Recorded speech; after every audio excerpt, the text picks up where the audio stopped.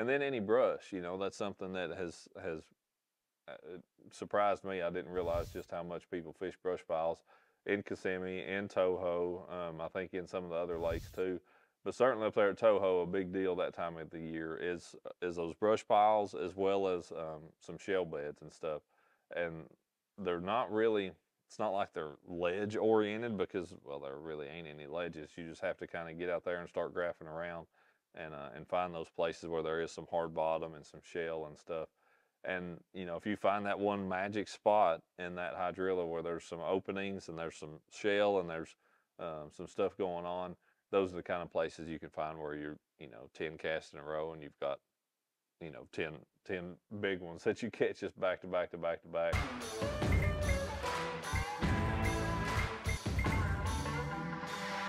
Hey everybody, welcome back to the channel. And on the next stop on our Bass Pro Tour, actually not really a Bass Pro Tour event, but a stop on the tournament trail for us this year is Heavy Hitters. Very glad that I made that again. Missed out on that in 2023, but very glad to be back in Heavy Hitters. And actually going back to the site of where we had our first Heavy Hitters in 2020, and where we had our first Bass Pro Tour ever, down at the Kissimmee chain in Florida. Definitely been a pretty common stop for us here, and a place that I've fished a bunch over the years. That first Heavy Hitters was the only time I had ever fished there, not truly in the winter spring time frame. You know, that one was in June, and it was definitely a different fishery that time of year than what it is the rest of the time that we've ever been there. Did fish one cup event down there in November or December or something as well. And that was a pretty unique deal. But Kissimmee Chain as a whole, you know, pretty well known fisheries. You've got Lake Toho on the north, and you've got Cypress, Hatch and a Haw, and then downstream there to Lake Kissimmee is as far down as we can go. There's a couple other little outliers that you can get into, but really those four lakes are, you know, where the bulk of the fishing gets done. Um, Being the time of year that we're going to be there, man, from everything I've ever heard, like that is prime. We're here in May. I don't remember. Let's see here. I think it's about the middle of May or so. Yeah, so like practice will be 15th or something. The final day of the event is like the 23rd of May. So middle to towards the third week of May is supposed to be an absolutely fantastic time to be in Florida fishing. So much of the events we've ever fished are always early in the year. You know, it's kind of one of those few places you can go in February or March and hope to get on a decent bite, but it actually is not their best. When you get down there post spawn, those Florida strain bass are really, really putting the feet on, and they catch a lot of 30-pound bags and five fish limit tournaments down there. So I'm excited about it. Our starting event for the BPT season in 2023 was there, and I had a third place finish in it. And in that one, I spent my whole tournament in Kissimmee. I spent a little bit of practice time in Toho, but I spent the bulk of it in Kissimmee. And I traditionally like Kissimmee better. I just like the way that it fishes. It doesn't have as much offshore grass, as much hydrilla and stuff out away from the bank as Toho does. And because of that, to me, Toho is generally a little bit more spread out fishing. You know, you may find a little shell bed or brush pile or something that's out there, but it just feels like it's always been more spread out. The stuff in Kissimmee is generally a little bit easier, you know, for me to understand. Just always has been. Numbers of fish wise, though, I do feel like Toho probably has a few more fish in it. They both have a lot of really big ones. You know, so that being when we're going to be there, I'm not sure if you know, if Toho would be the better option or not. But again, given my comfort level, I'm probably going to spend the bulk of my time in Kissimmee. You know, a unique thing with this, you know, fishery, this body of water, compared to a lot of the other ones in Florida, are those canals that connect the different lakes and stuff.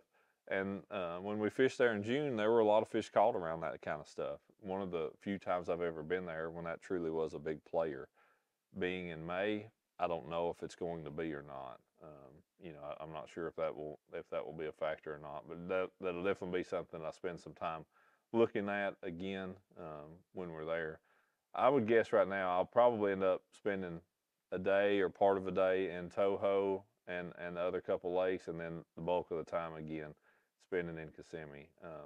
A few patterns generally to speak of that should be happening, to my understanding, when we'll be down there. One would be just kind of that outside grass line, you know, the outside Kissimmee grass line, trying to find those fish that are out there, because most of the time when we're there, like we were in the 2023 season, you're looking at fish that are spawning or almost spawning or have just barely finished spawning, but they're up there shallow. You know, I mean, a lot of those fish I caught in that event were like that deep on a Terminator swim jig. It was such a fun way to catch them.